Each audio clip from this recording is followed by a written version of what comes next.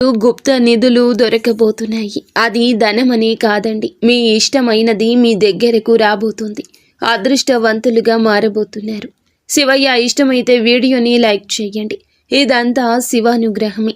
ఈ రాశి వారికి పట్టిందల్లా బంగారం అవుతుంది. కోరుకున్న అన్ని కోరికలు తీరబోతున్నాయి. ఎప్పటి నుంచో వీరు సాధించాలనుకున్న అన్ని విజయాలు సాధిస్తారు. అప్పులు తీర్చుకోవడం, సొంత ఇంటి కల నెరవేరడం, అగ్రస్థితికి చేరుకుంటారు.